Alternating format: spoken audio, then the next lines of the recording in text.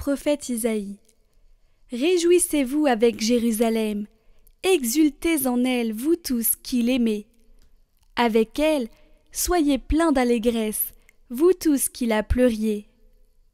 Alors vous serez nourris de son lait, rassasiés de ses consolations. Alors vous goûterez avec délice à l'abondance de sa gloire. Car le Seigneur le déclare.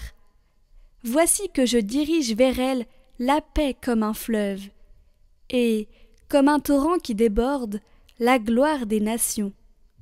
Vous serez choyés sur ses genoux. Comme un enfant que sa mère console, ainsi je vous consolerai. Oui, dans Jérusalem vous serez consolés. Vous verrez, votre cœur sera dans l'allégresse, et vos os revivront comme l'herbe reverdie. Le Seigneur fera connaître sa puissance à ses serviteurs.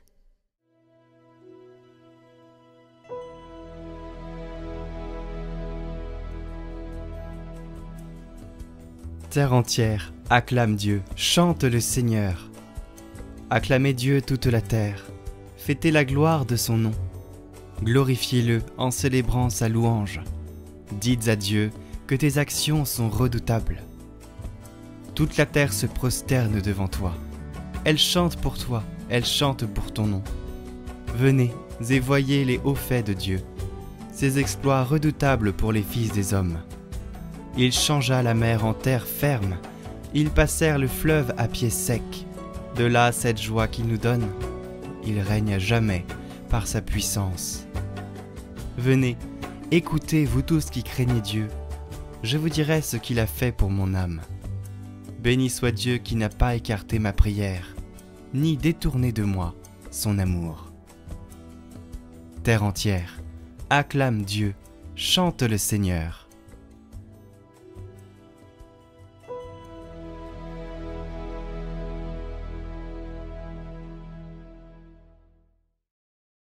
Lecture de la lettre de saint Paul apôtre aux Galates. Frères, pour moi, que la croix de notre Seigneur Jésus-Christ reste ma seule fierté. Par elle, le monde est crucifié pour moi, et moi pour le monde. Ce qui compte, ce n'est pas d'être circoncis ou incirconcis, c'est d'être une création nouvelle. Pour tous ceux qui marchent selon cette règle de vie, et pour l'Israël de Dieu, paix et miséricorde. Dès lors, que personne ne vienne me tourmenter, car je porte dans mon corps les marques de la souffrance de Jésus. Frères, que la grâce de notre Seigneur Jésus-Christ soit avec votre esprit. Amen.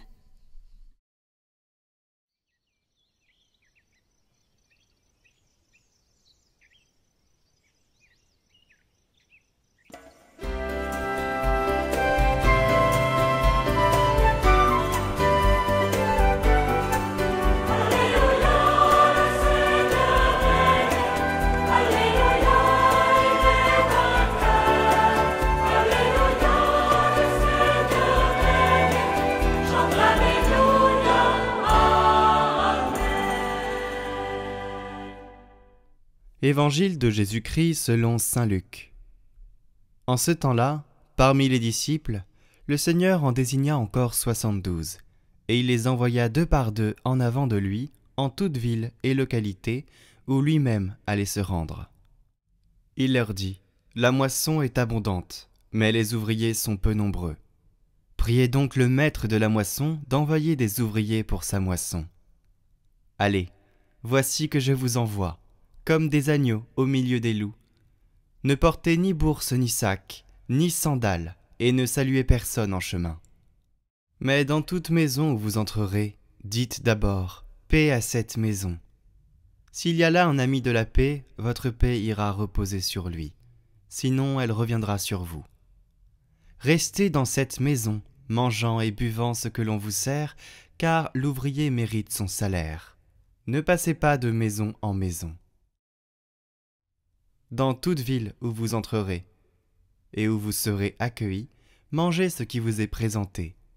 Guérissez les malades qui s'y trouvent, et dites-leur, le règne de Dieu s'est approché de vous. mais dans toute ville où vous entrerez, et où vous ne serez pas accueillis. Allez sur les places et dites « Même la poussière de votre ville, collée à nos pieds, nous l'enlevons pour vous la laisser. » Toutefois, sachez-le, le règne de Dieu s'est approché. Je vous le déclare, au dernier jour, Sodome sera mieux traitée que cette ville.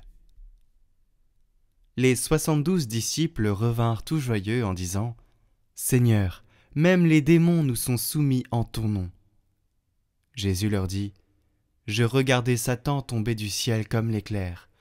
Voici que je vous ai donné le pouvoir d'écraser serpents et scorpions, et sur toute la puissance de l'ennemi. Absolument rien ne pourra vous nuire. Toutefois, ne vous réjouissez pas parce que les esprits vous sont soumis, mais réjouissez-vous parce que vos noms se trouvent inscrits dans les cieux. »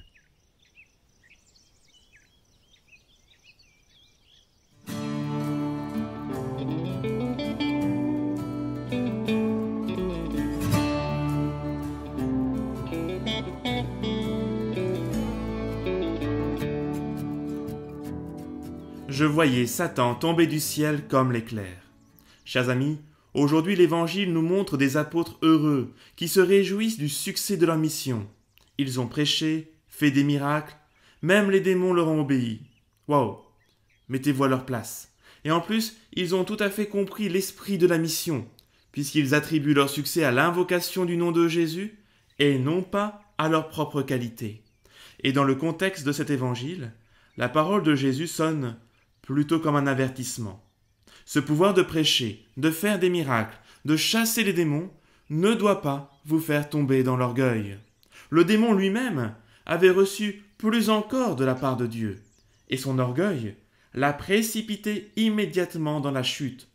Comme on le dit au cinéma, un grand pouvoir implique de grandes responsabilités.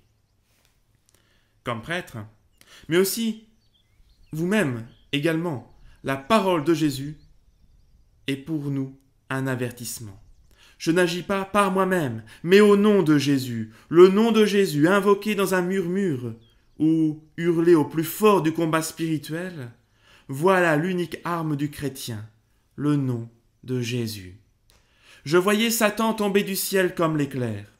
Jésus, Fils éternel du Père, a été le témoin de la chute du plus beau des anges, Satan, qui dans un unique instant de la création a refusé Dieu.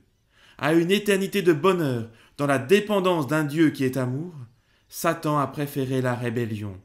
Toute sa destinée a été scellée en un instant. Lui qui est un ange, doté d'une intelligence parfaite, dont la volonté n'était inclinée par aucun péché, puisqu'il n'y en avait pas encore eu, a fait un choix irrévocable. Et cela, Jésus, le Verbe éternel, vrai Dieu né du vrai Dieu, l'a vu et en témoigne aujourd'hui auprès de ses disciples. Satan, créé pour le bien et la perfection, a fait un choix définitif. Il a refusé Dieu. Il a chuté. Je voyais Satan tomber du ciel comme l'éclair. Chers amis, nous ne sommes pas des anges. D'abord, parce que nous avons un corps qui est le plus souvent merveilleux, mais parfois peut-être un peu pénible. Nous ne sommes pas des anges parce que nous avons une intelligence limitée et une volonté inclinée au péché depuis le péché originel. Ce qui fait de nous, des êtres infiniment moins précieux qu'un ange et beaucoup plus bas dans la hiérarchie des êtres créés. Mais le paradoxe de Dieu, c'est que cette infériorité radicale est en fait pour nous une bénédiction. Un simple homme ne peut pas tomber du ciel comme l'éclair. L'homme ne peut pas tomber du ciel comme l'éclair parce que sa liberté s'exerce dans une histoire, faite d'hésitation, d'erreur, de repentir, de fulgurance, de recul, d'avancée. Notre vie humaine, dans sa pauvreté, est une histoire sainte en vérité, au cours de laquelle Dieu frappe sans cesse à la porte de notre cœur pour nous donner sa grâce, et jusqu'à notre dernier souffle, nous sommes appelés à nous convertir, à faire le choix de Dieu et de Dieu seul. Ainsi dans le ciel, il y a des hommes et des femmes qui seront plus glorieux que les anges, et on en connaît au moins un exemple, la Vierge Marie. Si je prends une comparaison, au fond, entre l'ange et l'homme, Le rapport est le même qu'entre du marbre et de la pâte à modeler. Le marbre est infiniment plus précieux, plus élégant, plus noble que la pâte à modeler. Mais une fois qu'on lui a donné sa forme, cette forme est définitive et ne peut disparaître sans briser à tout jamais le marbre qui devient irrécupérable. Ce marbre, eh bien c'est l'ange, fixé pour toujours, dès le premier instant de sa liberté, dans le choix qu'il a posé. Mais nous autres, chers amis, nous sommes de la pâte à modeler. Alors c'est moins classe, il faut le reconnaître, mais il y a un avantage. Quand on se trompe, quand la forme obtenue n'est pas la bonne, on peut recommencer. Et cela presque à l'infini. Quand je pêche, véniellement ou mortellement, Dieu peut toujours venir me chercher et je suis encore capable d'accueillir sa grâce. Et cela jusqu'au dernier souffle. Je voyais Satan tomber du ciel comme l'éclair. Chers amis, cette parole de Jésus et le discours dans lequel elle s'enchâsse s'adresse à ses disciples missionnaires, c'est-à-dire à vous, à moi, à tous les chrétiens. Cet été qui commence doit être un été missionnaire, car là où je suis, que je travaille ou que je sois en vacances avec mes enfants ou petits-enfants, le nom de Jésus doit retentir. Nous sommes envoyés pour préparer la venue du Seigneur. Votre mission, si vous l'acceptez, c'est d'assurer la mission de Jésus. L'Évangile précise que les disciples étaient envoyés dans les villes où Jésus devait passer par la suite. Ce n'est jamais le missionnaire qui donne la foi à celui qu'il rencontre. La foi ne peut venir que de Dieu. Mais ça ne dispense pas de lui préparer le chemin, en éveillant les intelligences et les cœurs à sa parole, en écartant les objections, en témoignant par l'amour mutuel, en assistant par le service. Le Seigneur saura faire porter du fruit à vos efforts. Ensuite, ne craignez pas la pauvreté des moyens. Pas de bourse, pas de besace, pas de sandales. Le missionnaire voyage léger, les mains vides, mais le cœur plein. Enfin, ne vous souciez pas du résultat. Vous avez une obligation de moyens et pas une obligation de résultat. Jésus le répète, si on ne vous accueille pas quelque part, secouez la poussière de vos sandales. Si on n'accueille pas la paix que vous donnez, cette paix reviendra au moins sur vous. Dans tous les cas, même si votre mission semble un échec, elle vous aura au moins converti, vous, et cela, c'est déjà merveilleux. Je voyais Satan tomber du ciel comme l'éclair. La chute de Satan du haut du ciel, c'était au tout début de l'histoire du monde. La bonne nouvelle, c'est que Satan ne s'est jamais relevé. Quand on tombe de si haut, on se fait mal, même quand on n'a pas de corps. Alors oui, Satan trouve régulièrement un mauvais ange ou un pécheur pour lui servir de béquille, mais il fait piteuse figure. C'est un vaincu et il le sait. Depuis la croix et la résurrection de Jésus, il sait même qu'il ne se relèvera jamais. Dans le combat de cette vie, nous savons donc que la victoire est déjà remportée. Il n'y a plus qu'à nous l'approprier en la recevant, goutte après goutte, jour après jour, des plaies glorieuses du Christ.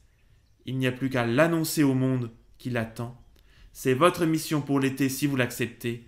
Ce message ne s'autodétruira pas, bien au contraire, et que la bénédiction de Dieu, Père, Fils et Saint-Esprit descende sur vous et y repose à jamais. Amen.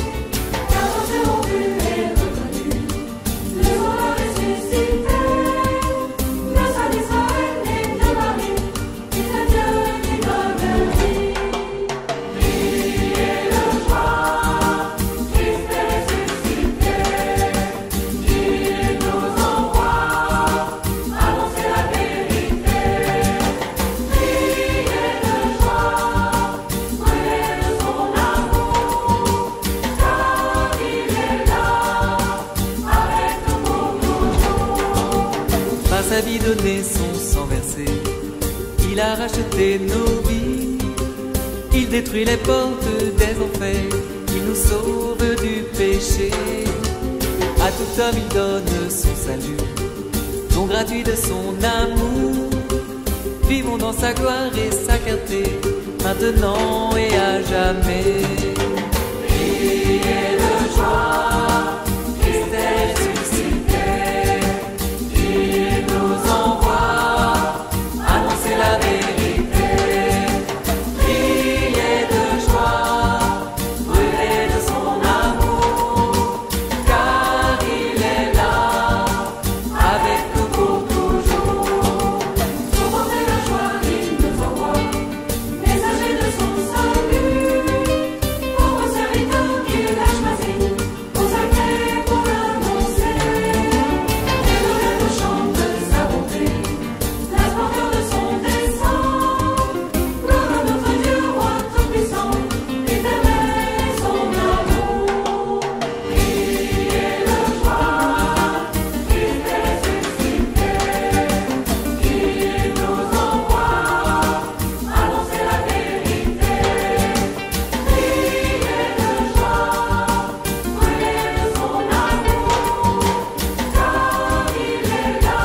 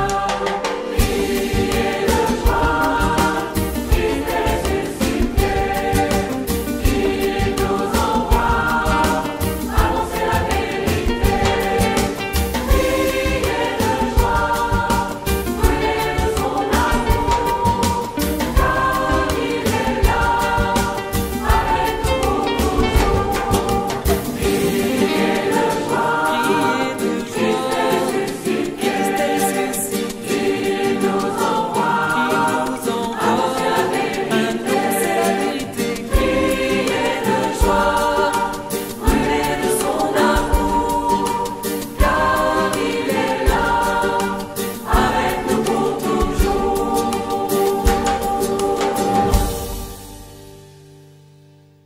Prions pour toutes les intentions déposées en commentaire cette semaine.